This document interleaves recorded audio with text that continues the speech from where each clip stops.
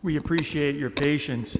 Father Duke was just coming from the cemetery, so if you just give us another minute or two, and we'll be right with you.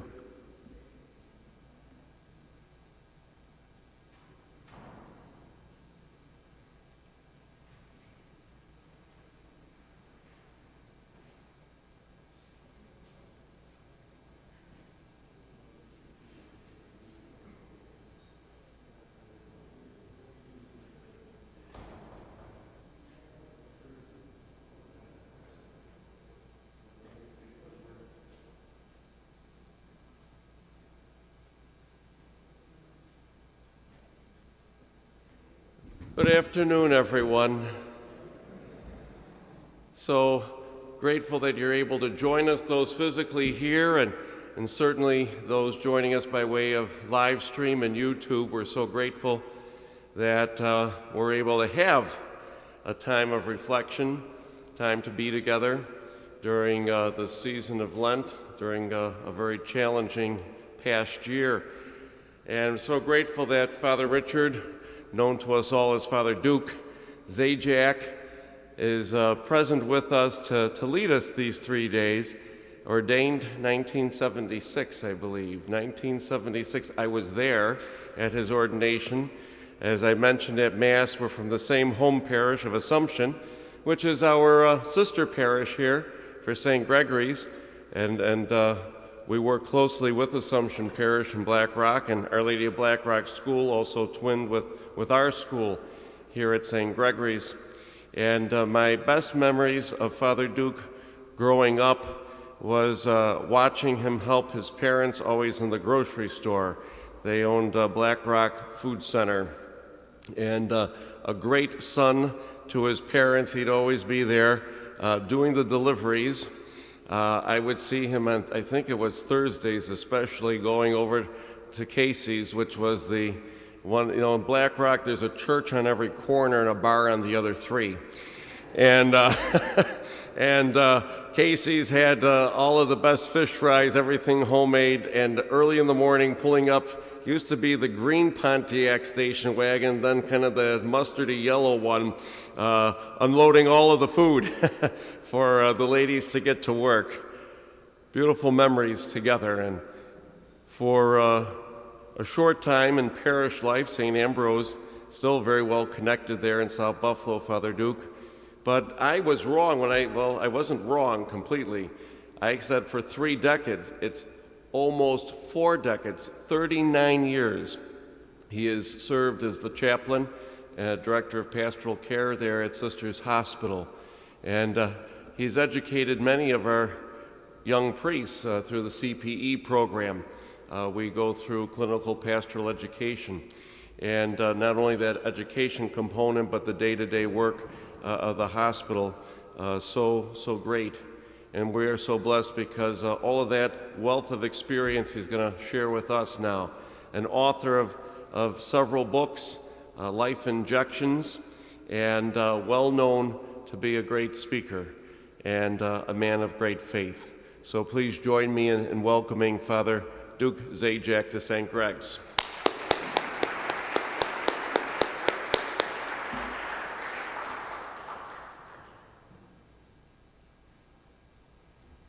Thank you.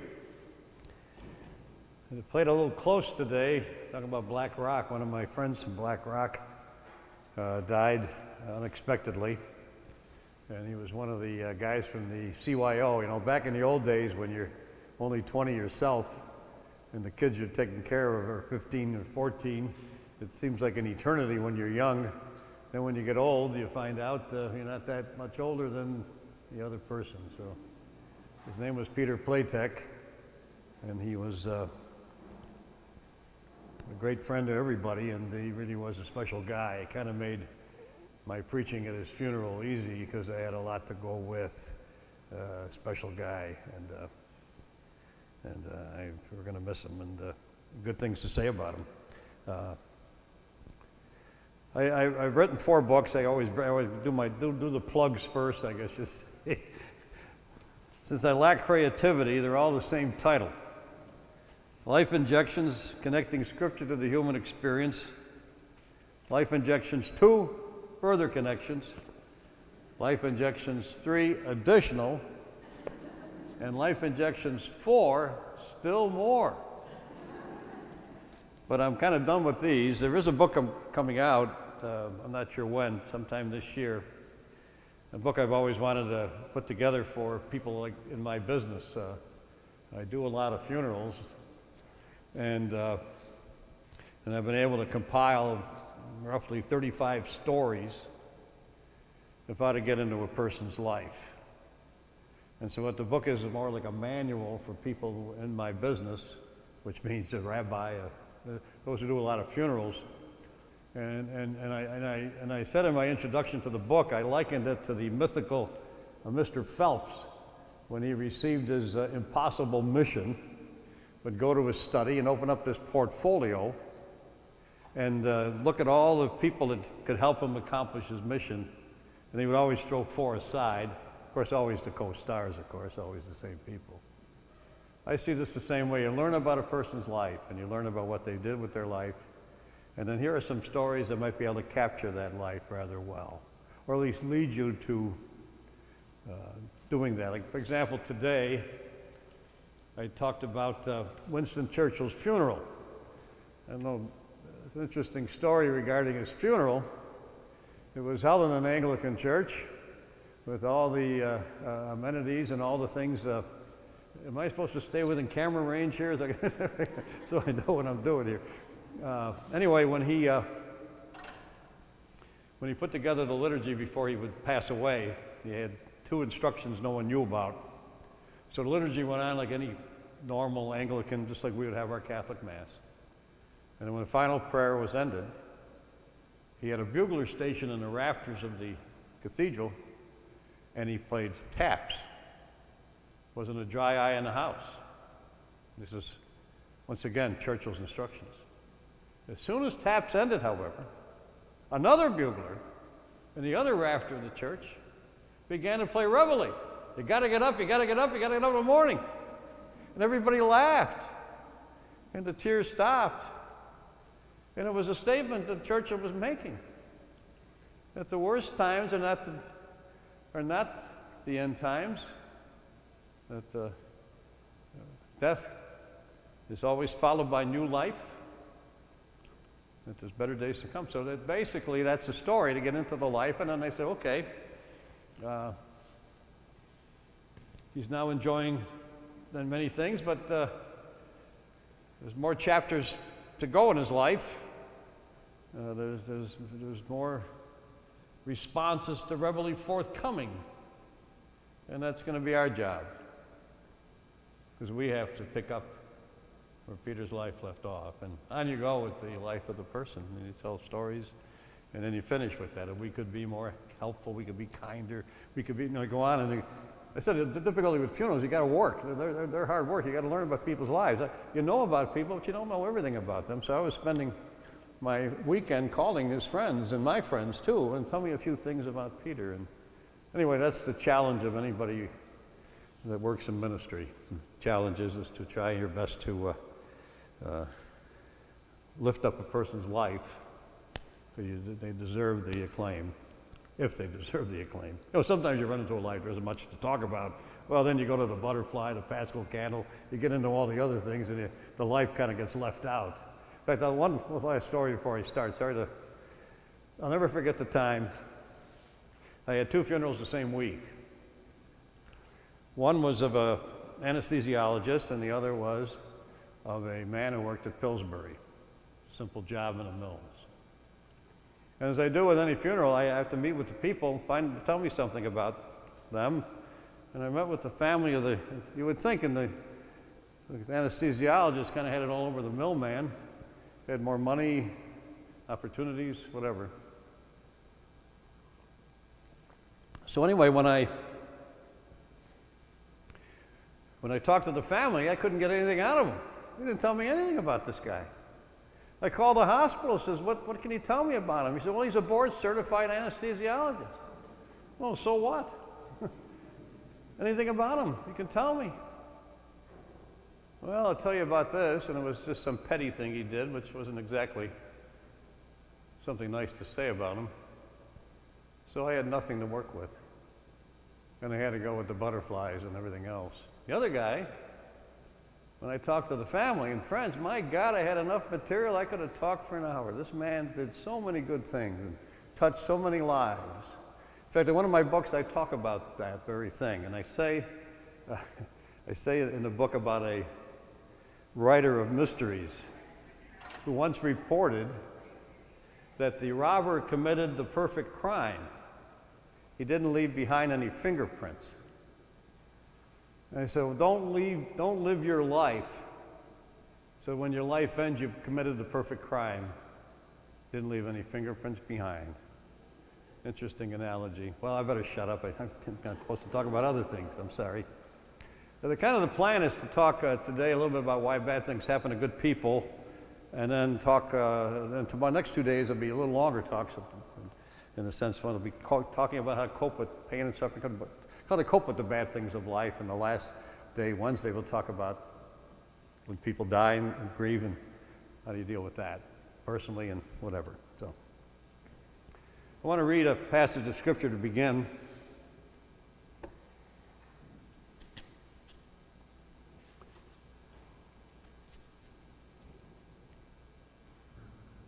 Let's see if where have I got this here? 16, verse.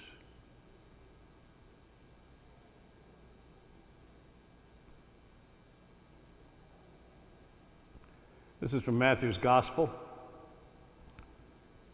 From then onwards, Jesus began to show his disciples that he must go to Jerusalem and suffer grievously at the hands of the elders and chief priests and scribes, and to be put to death, to be raised up on the third day. Taking him aside, Peter began to rebuke him, saying, "Heaven preserve you, Lord! This must not happen to you." But he turned and said to Peter, "Get behind me, Satan. You're a stumbling block to me, because you're thinking not as God thinks, but as humans do." Well, there's an expression for what he just told Peter. He said, "Peter, you're engaging in stinking thinking." Anybody familiar with Alcoholics Anonymous knows that's a phrase from their program. Stinking thinking means I can stop my drinking anytime I want. Well, that's stinking thinking because you really can't. So there's a lot of stinking thinking when it comes to God, especially when bad things happen. First is, God is exacting his just punishment. William Barclay, the great scripture scholar, was out on vacation with his family and experienced a terrible tragedy. His wife and 2 kids went out in a boat, and the boat capsized. He lost his wife and he lost his children. Can you imagine a horror that bad? Well, after the funeral, you got all kinds of notes from people. "That's what you get for being a heretic. That's what you get, Professor Barclay, preaching things you shouldn't be preaching. That's what you get, Mr. Barclay, for saying things that are bad."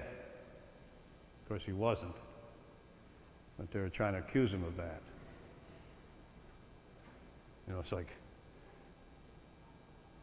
you're on a different side of the aisle or something, and I guess you can't be any good. So Barclay fielded people claiming he was justly punished by God. Can you imagine? Jacqueline Dupre,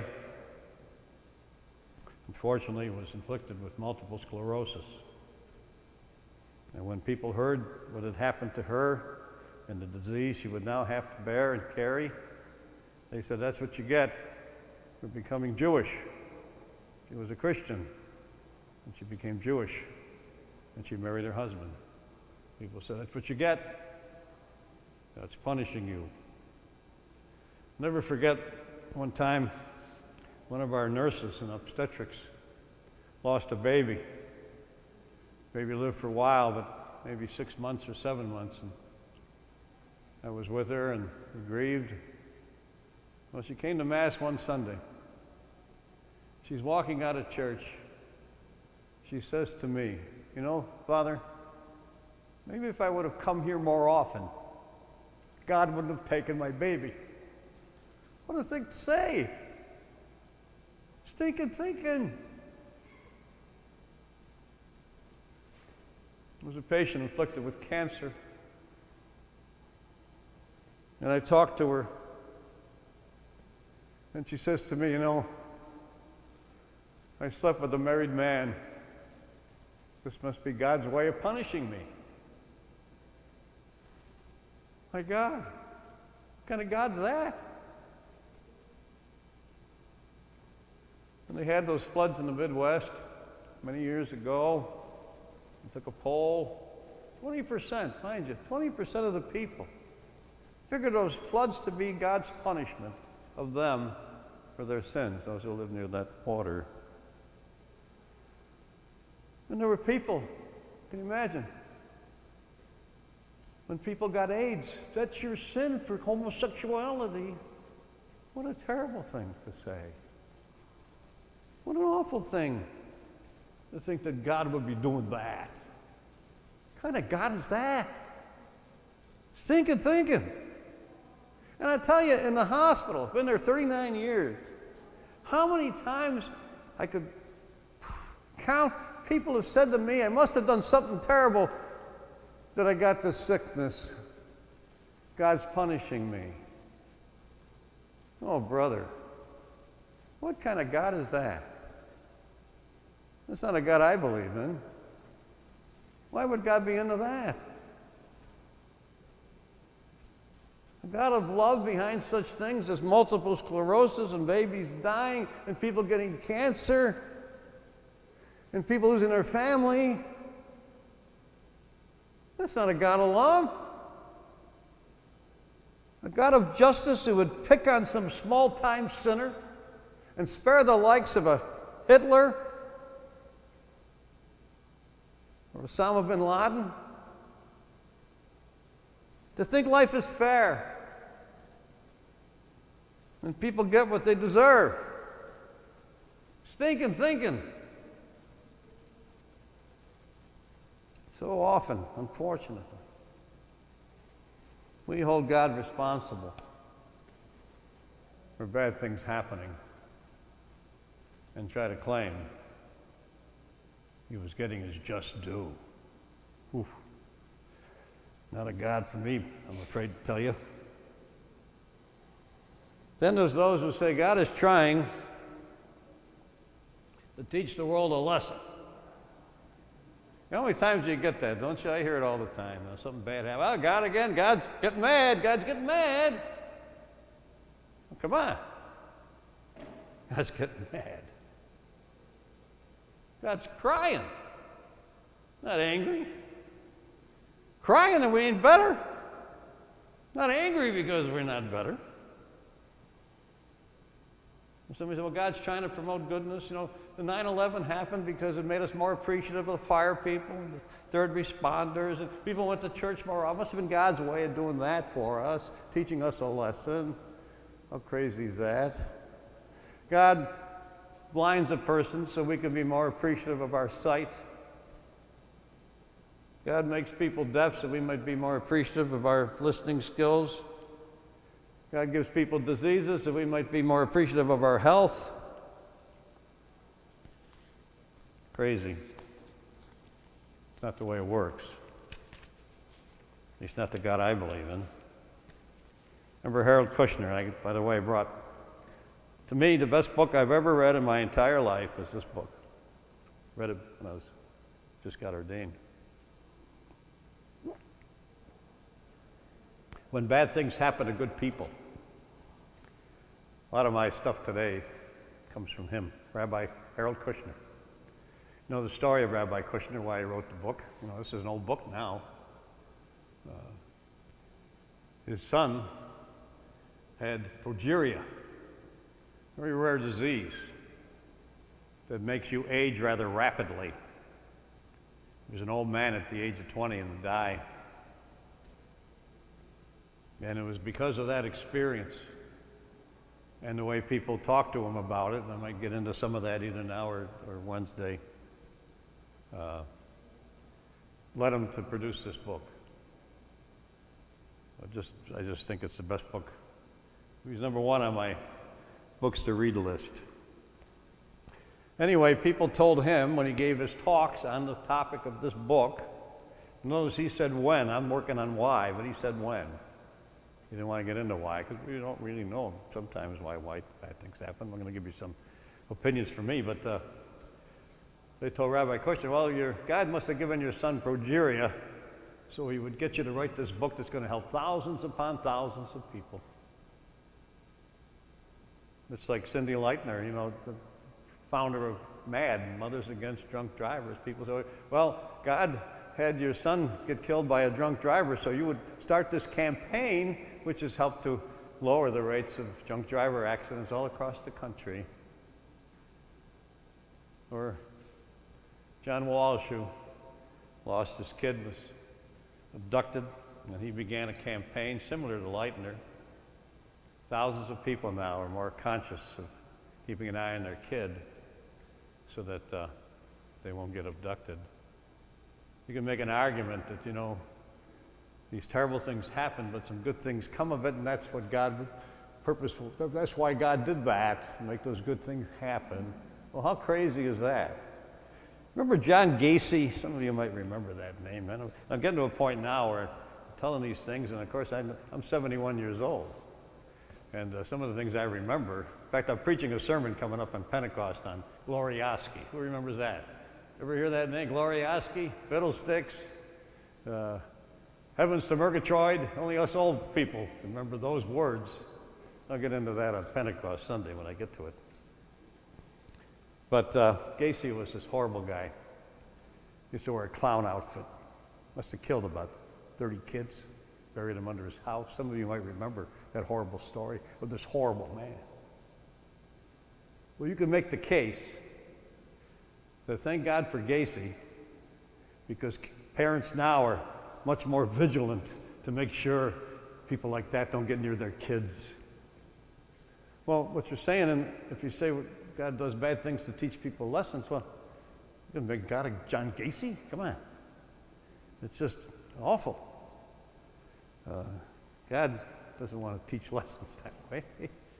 Thank God we learn things from these things. And I mean, that's a positive in that sense, but certainly not that God was responsible for this thing to happen so that good things might come.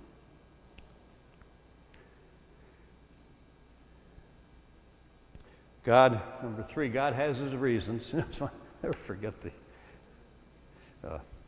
one time I can remember when I had a tough day at Sisters. This was going way back when we had a pediatric section. We don't have that anymore. And I decided to go over to the pediatric section, and because it was a heavy day, because we had most of the kids we had that were there, they weren't really in trouble. So I go into this one room, and I get in the room to talk to the kid, and this guy's sitting, he jumps up. He says to me, "Father, I used to be a Catholic." I go, "Oh, no. Please, pager, can you go off, please?" Oh, I knew I was going to get a lecture, and I did. You know, you know, the Catholics, they don't always have answers and this and that and the other things. He says, "I now belong to a church. We have everything clear as a bell. Everything's black and white." Well, let's help it, folks. Things aren't black and white. They never are. Gray is more the color of many things that happen. So we'll say God has his reasons because we believe the world is structured that way, very neatly structured. Remember these, I'm going to be talking, there's one of the better books I've ever read was, I'm not going to telling you this and I can't remember it, but she pegged, the author pegged cliches. I love the expression, the awful kindnesses of others. People often use cliches They don't know what else to say when something bad happens. There's a lot of cliches. My dad died suddenly of a heart attack at the age of 59, unexpectedly. And I bet you there were about 5 people who came up to me and said, "Father, it was for the best." I'm thinking to myself, do they know what they just said? Better that my father be dead than be here so we can enjoy him for a few more years? It would be different if my dad had terminal disease and it shrunk down to 40 pounds, it was suffering, or was on a ventilator. Maybe you could say that. But even if that was true, maybe what was best for me was to have him still alive that way. So people use these cliches, and if you're on the receiving end, they're always harmful. Awful kind. I mean, they don't do that deliberately. Not come into the wake to make you upset. They just don't know what to say. So we remember cliches. God took your mother because he needs her more than you. And you want to say, geez, wish I was weaker. I wish I was different so God wouldn't take my mom from me. God only picks the brightest flowers for his kingdom. Jeez. We're supposed to get cheered up by that? And God would do that? Now, God never gives you anything you can't handle. Everybody knows that line. The problem with the line is God's miscalculated a few times. So that really doesn't work. People say that to you, that's another story. But you don't want to say that to people because you never know what happens to people. And God doesn't give that to you. It's not God's job to give them that because they can handle it. And you want to say, well, I wish I was a weaker person so God wouldn't have given me that to bear and for the grief to endure. Or the most terrible one, God must have been God's will. Never forget a Lutheran pastor, a friend of mine, who had a terrible thing happen. He was going to have a marriage, a wedding on Saturday at 2 o'clock. And at the rehearsal party, people were going home, and the groom got killed by a drunk driver. So the very same day of the wedding was the very same day for the funeral. And when the pastor finished the funeral, the widow comes to him and says, "Pastor, if one more person tells me it was God's will, I'm going to scream. Why are they teaching me to hate God?" That's what you sense when that happens. Let me read this to you here. Leslie Weatherhead, famous preacher.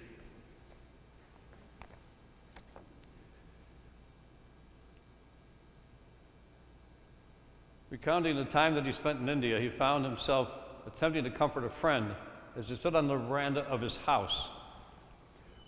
Weatherhead's friend John had lost his son to a cholera epidemic. Beside himself, the man paced the veranda while his daughter, who had survived the epidemic, was sleeping in a cot covered with mosquito netting at one end of the porch. Finally, in despair, John turned to Weatherhead and declared, "Well, Padre, it's the will of God that my son died. That's all there is to it. It was the will of God." Weatherhead shocked his friend by asking, "Suppose someone crept up the steps onto this veranda tonight while you all slept and deliberately put a wad of cotton soaked in cholera germ culture over your little girl's mouth as she lay in that cot there on the veranda. What would you think about that?" Almost offended by what he believed was an obvious, what he believed was an obvious, if not cruel, question. John responded, "My God, what would I think about that? Nobody would do such a damnable thing. If he attempted it and I caught him, I would kill him with as little compunction as I would a snake and throw him over the veranda." What do you mean by suggesting such a thing? But John Weatherhead responded, "Isn't that just what you've accused God of doing when you said it was his will? Call your little boy's death the result of mass ignorance. Call it mass folly, call it mass sin if you like. Call it bad drains or communal carelessness, but don't call it the will of God." And Weatherhead concludes, "Surely we cannot identify as the will of God something for which a man would be locked up in jail or put in a criminal lunatic asylum." I must have told the story a million times.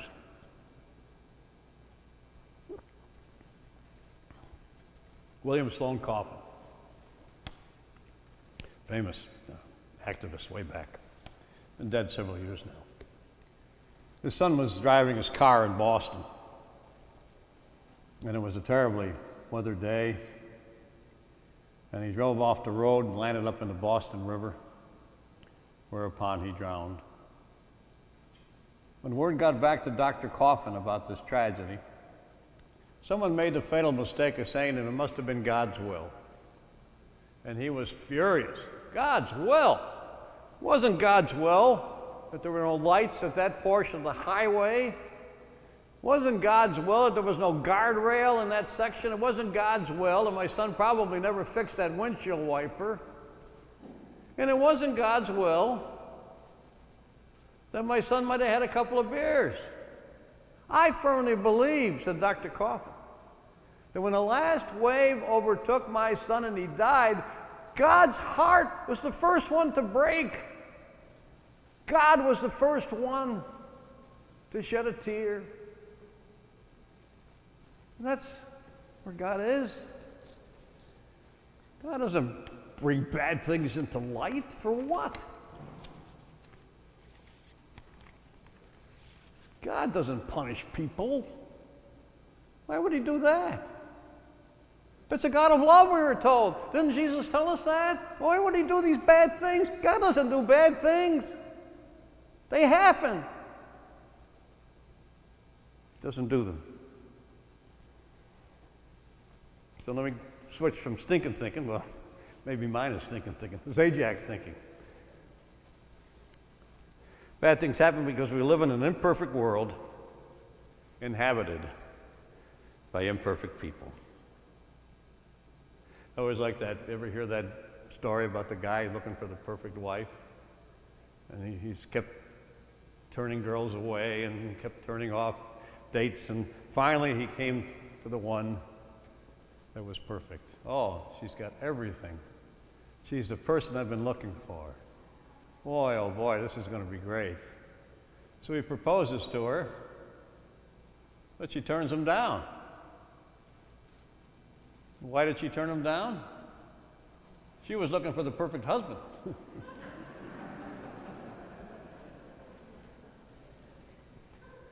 Let's face it, folks, perfection's for God, not for us. There's no perfect people. The saints, saints aren't perfect people. I hope you know that. Remember, they used to always tell me back in the day that they could never make Nelson Baker a saint till all his assistants had died. I guess he wasn't easy to live with. And I'll never forget one time. One of my mentors, Father Bill Stanton, and the windows at St. Ambrose Church kind of captures the Second Vatican Council. And it's really interesting. He's got people in the windows. He's got, and one of the pictures he has Martin Luther King Jr. in the window. So he gets a call one night. I understand you have Martin Luther King Jr.'s picture in one of your windows at the church. He goes, yes, I do. Do you know he was a womanizer? Well, he said he was, but Father Stanton had the best response. He said, I don't know about that, he said, but I can assure you this, that's not why he's in the window.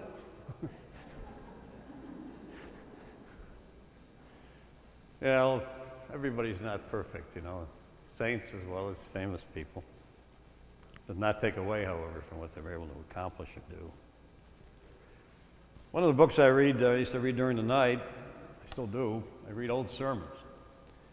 And one of the great sermon writers of old was a guy by the name of F.W. Boreham. He wrote about 35 books, and I used to read them when I'd get a night call at 3 in the morning. I'm not going to go right back to bed, so I'll sit there and I'll read a couple of his essays, or really his sermons. One of them is called The Mistress of the Margin. He says, you know, if God wants to make a bird,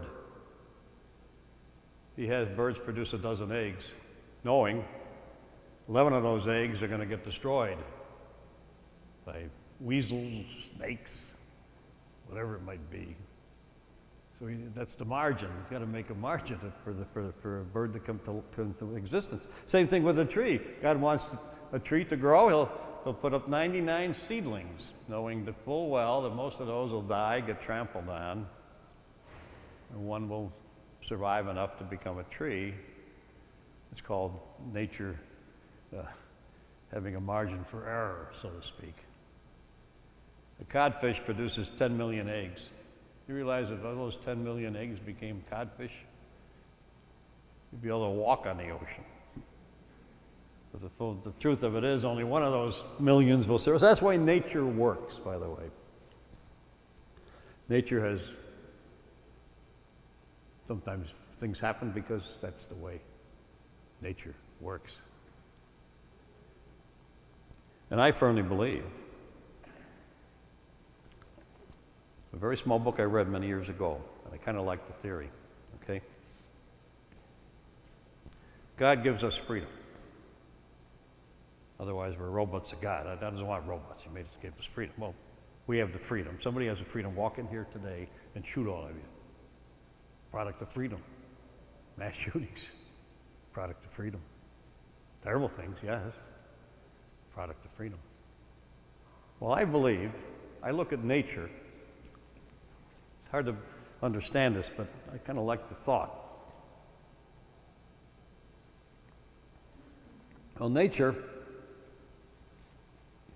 is given its freedom too.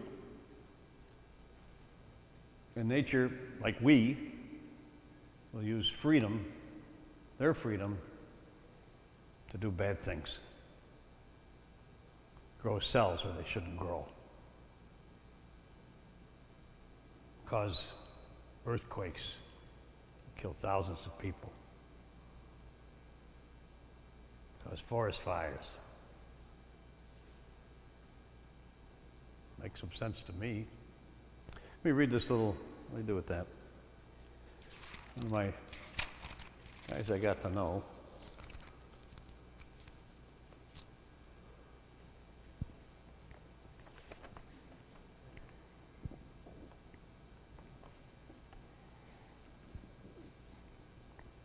Ernest Campbell was a great preacher. I got a chance to get to know him. Used to have lunch with him whenever I was in New York City. One of my inspirations for preaching. That's one of my big passions. This is his writing. I was intrigued and impressed by one point that came up early in our conversation. He's talking with a hospital chaplain like me. He said that most cancer victims who have any faith at all will try to see their suffering as part of the larger plan of God. He spends considerable energy trying to move them from such a theologically untenable position. He tries to tell them that they are ill because they are part of the planet, not because they are part of a plan. It's the fact that we're all parts of the planet. We're going to have bad things happen to us sometimes. Wrong place at the wrong time. Not God's doing. It's the way it works. Hindu Swami Ramdas, one time, he's a famous Hindu, the agnostic told him, he said, you know, Swami, if I believe in God, I'd strangle him for all the suffering he's causing in the world. And Swanee had a great response. If I met the man, I'd place my own hands over his neck and say, look, you're the ones, humans are the ones causing all the pain and suffering, not God. Think of it, we had the will to do it. You remember what just happened with this vaccine for this disease. We had the will to do it. We might have had a vaccine for cancer by now if we had the will to do it. Then we remember, those of you my age and older, when we couldn't go swimming when we were a kid. Why couldn't we go swimming? Because we might catch polio, remember that? Well, all of a sudden they said, we got to stop this. So money gets poured in. And Jonas Salk came up with that vaccine that saved so many of us from the debilitating effects of polio. If we had the will to do it, just think what we could do. If we paid our medical researchers like we pay our quarterbacks, maybe we'd have a cure for cancer or multiple sclerosis or other things.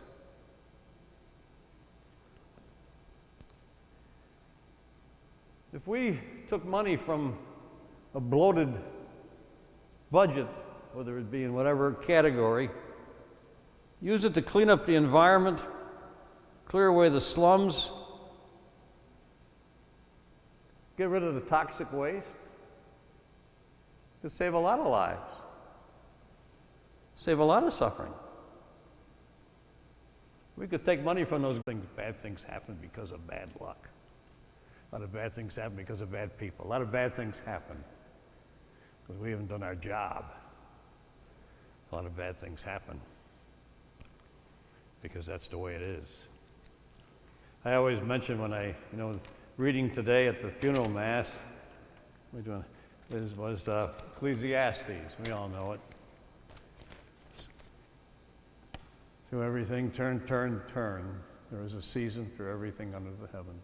I always say that's an attempt by one person to answer the question, why do bad things happen to good people? Maybe it was just the way it was supposed to be, just the way it unfolded. So the question, therefore, is where's God when bad things happen to good people? First of all, God's at the side of the victims. Elie Wiesel was in a death camp, and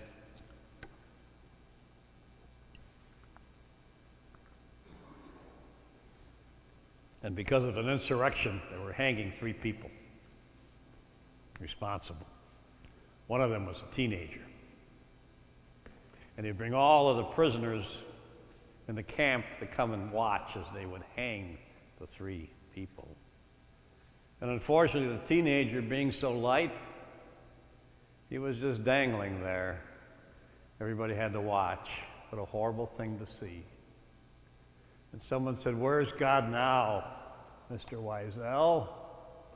He goes, he's there, hanging on the gallows. That's what the cross is all about, as far as I'm concerned. Talk about bad things happen to good people. Bad things happen to good people. God's telling us, I couldn't spare my son the bad things. I can't spare you the bad things either. But I'm there with you. That's the symbol. I'm with you. I'm at your side. You know the footprints in the sand story? You all know that story. 2 sets of footprints and only one in the worst time of your life. You said, God, where the heck were you when I needed you the most? And you know the answer. Only 1 set of footprints because I was carrying you at the time. See, that's where God is. He's with the victims. Let me just give you a little Kushner on this one. I thought it was a good thing here. How are we doing on time here? Are we bad here? Good now? Okay. The Holocaust happened because Hitler was a demented, evil genius who chose to do harm on a massive scale. But he did not cause it alone. Hitler was only one man, and even his ability to do evil was limited. The Holocaust happened because thousands of others could be persuaded to join him in his madness. Millions of others permitted themselves to be frightened or shamed into cooperating. It happened because angry, frustrated people were willing to vent their anger and frustration on innocent victims as soon as someone encouraged them to do so. It happened because Hitler was able to persuade lawyers to forget their commitment to justice and doctors to violate their oaths. It happened because democratic governments were unwilling to summon their people to stand up to Hitler as long as their own interests were not yet at stake. Where was God while this was going on? Why did he not intervene to stop it? Why didn't he strike Hitler dead in 1939 and spare millions of lives and untold suffering? Or why didn't he send an earthquake to demolish the gas chambers? Where was God?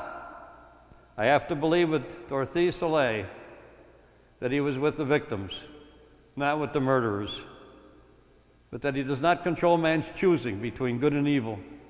I have to believe that the tears and prayers of the victims aroused God's compassion, but having given man freedom to choose, including the freedom to choose to hurt his neighbor, there was nothing God could do to prevent it.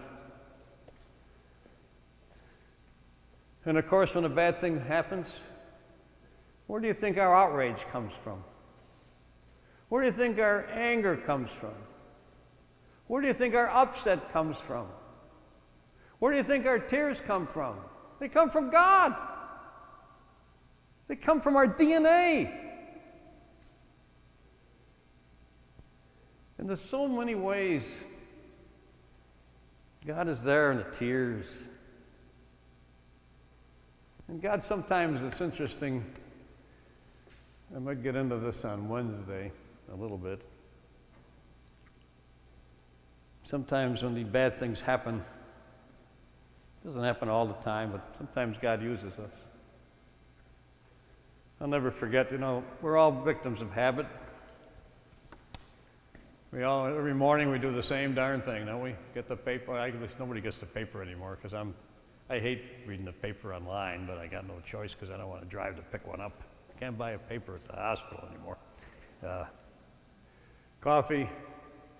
I'm usually an early riser, but I'm not an early functioner. I like to just, take it slow getting into the day. But so every day I would do the same thing. Go to the cafeteria. So one day I'm on my way to the cafeteria, and something possessed me. Wait a minute. I didn't go to the cafeteria. I don't know why. I went to the elevator. I was going to do something I'd do after I ate breakfast. Standing at the elevator, round the corner comes somebody crying. And you were, Father, he just called me. My husband took a turn for the worse. So I hugged her. We walked together to ICU. Thankfully, he was okay. But she said something that struck me. Father, I didn't know how I was going to make it up to that ICU unit. And then I saw you. It's like God sent you there to help me. Because I think maybe that's what happened. Why else would I have done that? Never forget a time, and it happened as well. I'm getting off on the elevator. I lived on the second floor back then. And I had a friend of mine, Father Jim Crowley, waiting for me in my room because we're going to a party together. I live in a hospital still to this day, but I lived then on the second floor. I get ready to go off and go, I stopped. No, he's waiting for me. I got to see somebody. Walk into the room. This young man, I knew the guy. Father, am I glad you're here. He proceeded to unload the problem he had that he kept inside a long, long time. Moving moment for him, moving moment for me. You know, I would have gone when the elevator opened to my room. I never would have seen him. He was gone the next day. I wouldn't have come back the next day to see him. How was it that that happened to me? You got to wonder. See, that's where God is when bad things happen. He's trying to use us to help support and strengthen people. That's where God is.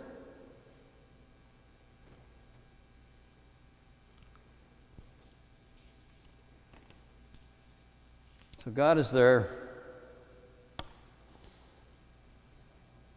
in a different way. Here's an interesting, just throw this out for you to further confuse you. I've gotten to know Richard Rohr a little bit lately. I'm surprised I didn't come on to him sooner. Heard him at Chautauqua. In fact, he's become a Chautauqua darling, which means he hit it big on that campus. And when you hit it big on that campus, they want you all the time because you're bringing crowds in. And so that's a whole other story. He said an interesting thing, I thought, and it made me think. I'm always seeing God.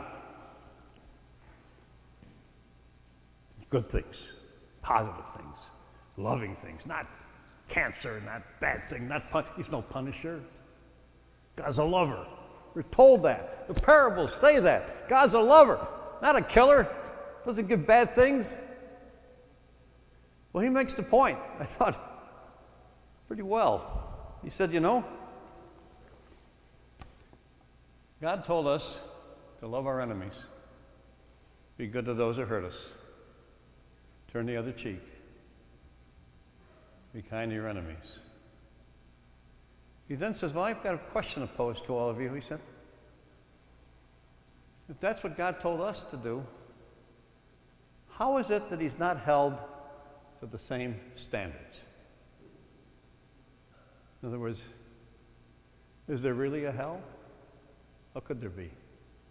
It's a God of love. Does that mean there is no hell? No, this doesn't mean if you're going to not, if you lead a bad life, you're going to somehow get ushered into the same place that the good person goes? No, I'm not saying that. He's not saying that either.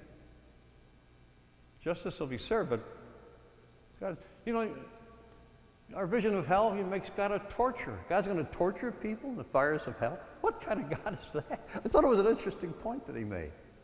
You can argue it that there can be no, justice will be served somehow, some way, but not by short torture, not by fire, all the other things that we sometimes seem to paint hell. I don't know if that's true or not. I don't know. It made me think. And my vision of God, it makes a lot of sense, doesn't it? Why do bad things happen to good people? Well, we don't really know. They do happen, but not because of God. Not because of God. Well, I better shut up. Gone too long already. This is longer than I thought I'd even be talking today. I thought it was going to be the short day today. Well, tomorrow we're going to try to cover dealing with pain and suffering, some interesting things. And then on the last day, Wednesday, we'll talk about death and dying and mourning and grieving and all those types of things, and hopefully be helpful to all of you. Thanks for coming, everybody. Hope you got something out of this.